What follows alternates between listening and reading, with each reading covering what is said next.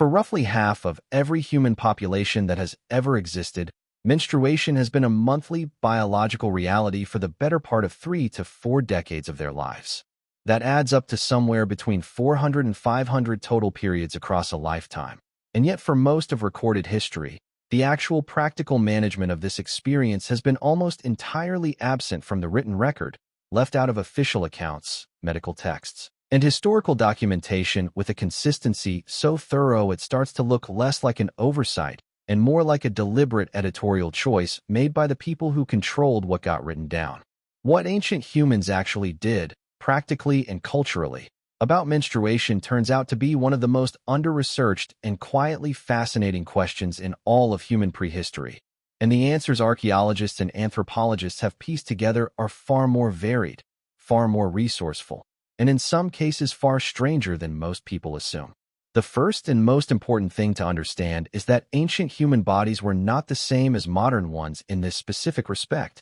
and the difference matters enormously for understanding what managing periods would have actually looked like for most of human prehistory. Modern women in industrialized nations typically experience somewhere between 400 and 500 menstrual cycles across their reproductive years, beginning in their early teens and continuing until menopause in their late 40s or 50s, with relatively short gaps between cycles. A woman living in a hunter-gatherer society 50,000 years ago would have experienced a radically different pattern. First menstruation arriving later, typically in the mid to late teens rather than the early teens, followed almost immediately by pregnancy, then 1 to 4 years of breastfeeding-induced hormonal suppression of menstruation, followed by another pregnancy, and so on throughout most of the reproductive years. Researchers studying modern hunter-gatherer populations that still live in traditional ways estimate that women in these communities experience somewhere between 50 and 150 total menstrual cycles in a lifetime rather than 400 or 500, which means the practical management challenge was dramatically smaller for most of human prehistory than it is today, though it was still very much a real and recurring experience requiring some kind of response. The oldest physical evidence for menstrual management comes not from anything as straightforward as a preserved artifact, but from indirect sources archaeologists have had to piece together carefully. Bundles of soft plant fibers, mosses, and animal hides found at prehistoric sites have been interpreted by some researchers as possible early menstrual products, though proving their specific function is essentially impossible from the physical evidence alone, since the same materials would have served dozens of other practical uses. What is far more reliably documented is the use of soft moss, particularly sphagnum moss, which has natural absorbent properties and was used in wound care, infant diapering, and is strongly believed to have served as a menstrual material across multiple northern climates where it grew abundantly. Archaeological evidence and historical accounts from multiple continents suggest that animal skin and softened leather were also widely used across cultures as early absorbent materials, sometimes treated with plant materials to reduce odor or irritation. Some of the most interesting evidence comes not from what people used, but from how they moved. Anthropologists studying certain hunter-gatherer societies have documented something researchers describe as a more active and physically mobile approach to menstruation, where rather than containing or absorbing menstrual flow, some women in warm climates simply allowed free bleeding while going about normal activities, managing the flow through posture, movement, and timing in ways that modern life organized around sedentary work and fixed clothing makes essentially unthinkable. Several indigenous groups in Africa, South America, and parts of Southeast Asia are documented as having traditionally practiced this approach, and archaeological interpretations of certain cave art positions and figurines have been tentatively linked by some researchers to menstrual postures, though these interpretations are deeply contested and far from settled in the literature. What is far less contested is that in climates and cultures where heavy clothing was not standard, free bleeding during periods of low activity was a practical and resource-free option that modern assumptions about menstruation often fail to account for entirely. Across many ancient cultures, the physical management of menstruation was deeply intertwined with powerful cultural and religious frameworks that shaped how menstruating people were expected to behave and where they were expected to go during their period in ways that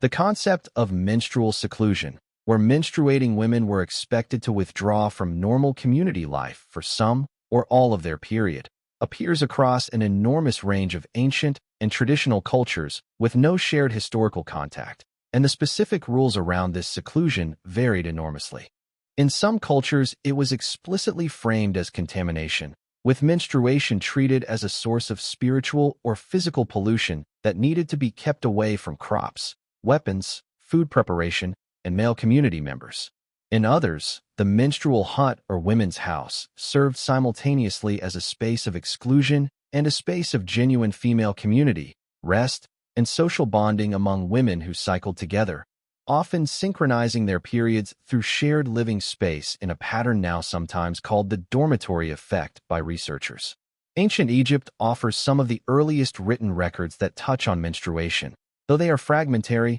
and often ambiguous. Egyptian medical papyri reference menstrual irregularities and treatments, and there is evidence that Egyptian women used softened papyrus fiber as an early absorbent material, which would make it one of the earliest documented uses of a purpose-made menstrual product in history. Greek and Roman medical writers, including Hippocrates and Pliny the Elder, wrote about menstruation at length, though their accounts mixed genuine medical observation with spectacular misinformation of a kind that makes them fascinating historical documents regardless of their accuracy. Pliny the Elder's Natural History contains the claim that menstrual blood could strip the shine off mirrors, rust iron, blunt the edges of swords, cause fruit to fall from trees, and drive dogs mad if they tasted it. A remarkable collection of attributed powers that reveals more about ancient male anxiety around menstruation than it does about the biological reality. Hippocratic texts took a more medical approach, associating regular menstruation with health and its absence with dangerous internal accumulations of blood requiring treatment, a theoretical framework that was wrong in almost all its specific details, but was at least attempting to understand the phenomenon as a physiological process rather than a supernatural one. Ancient Indian texts from the Vedic period contain some of the most detailed early written records of menstrual practices and beliefs of any ancient culture, documenting a set of restrictions for menstruating women that covered social interaction, food preparation, religious practice, bathing, and physical activity across the 3 to 4 days of heaviest flow. These texts simultaneously frame menstruation as a monthly purification process and as a temporary state of ritual impurity, a tension that appears in many ancient cultural frameworks around menstruation across completely unrelated civilizations and likely reflects the genuinely ambiguous status this powerful, recurring, visible bodily event held in communities trying to make sense of it without any understanding of its underlying hormonal and reproductive biology. What none of these texts tell us, frustratingly, is much about the practical physical management that accompanied these cultural frameworks, since the actual material experience of menstruation was apparently too mundane or too private to be recorded by the mostly male writers who produced these documents. In the Americas, archaeological evidence and accounts from early European contact periods give scattered glimpses of how indigenous communities managed menstruation before colonization disrupted these practices. Several North American indigenous traditions included specific menstrual huts or structures where women would stay during their periods, often framed within spiritual frameworks that treated menstruation as a time of heightened spiritual power and sensitivity rather than or in addition to pollution or contamination. Among some groups, menstrual blood itself was treated as a potent substance with protective or agricultural power, used ritually rather than managed as waste. Plant fibers, particularly soft grasses and mosses specific to the local ecology, appear in accounts of practical menstrual management, along with animal hides and furs softened through repeated processing. The specific materials varied almost entirely based on what was available in the local environment, which tells us something important about the universally pragmatic and ecologically specific nature of early menstrual management. There was no universal solution, and there didn't need to be, because the available materials were different enough in each region that communities independently developed their own locally appropriate approaches. One of the most surprising threads in this history is the evidence for relatively sophisticated early menstrual products in cultures that had access to fiber processing technologies.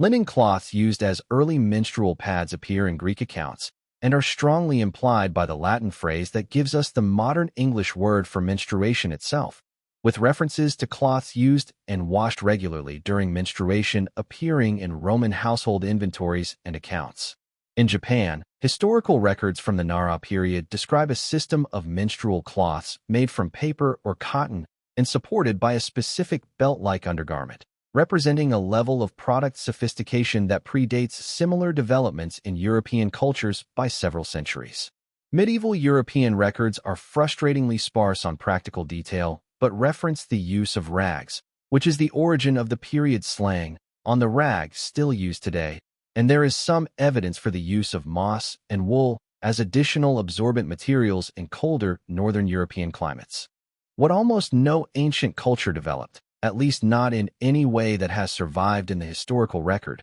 was anything resembling the modern internal menstrual product, a tampon-like device designed for internal use. The one exception is ancient Egypt, where several medical papyri contain references to internal devices made from soft papyrus or linen used in gynecological contexts, though whether these were specifically menstrual products or were used for other medical purposes is debated among historians of medicine. Ancient Rome has sometimes been credited with early tampon-like products based on textual references to internal cloths used by women, but the evidence is ambiguous enough that most historians treat these claims cautiously rather than as settled. For most of human history across most of the world, menstrual management appears to have relied almost entirely on external materials, whether free bleeding, moss, animal hide, soft plant fiber, cloth rags, or combinations of these, with internal products remaining essentially absent from the toolkit until very recently in historical terms.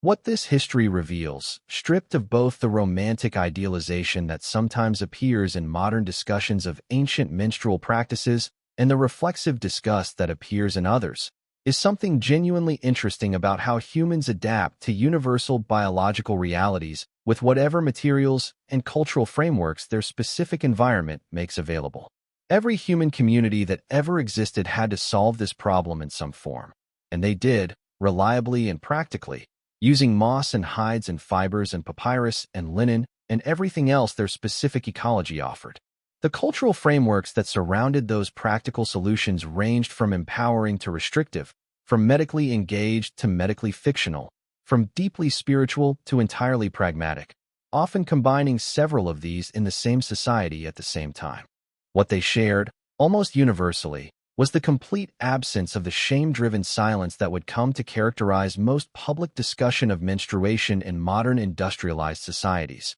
where a bodily function that affects half the population for a significant portion of their lives was for a very long time treated as too private, too embarrassing, or too unimportant to discuss openly, a silence that, ironically, has left us with far less historical documentation of ancient menstrual practice than the sheer scale and universality of the experience would lead you to expect. The practical revolution in menstrual product technology didn't come until the late 19th and 20th centuries, when commercial disposable pads appeared in the 1890s, followed by the modern commercial tampon in the 1930s, and eventually menstrual cups developed from mid-20th century prototypes. These products represent barely a blink in the full timeline of human menstrual management, which stretches back at least as far as anatomically modern humans have existed, and probably further. For the overwhelming majority of human history, the solution was whatever the land provided, shaped by cultural frameworks that ranged from reverence to restriction,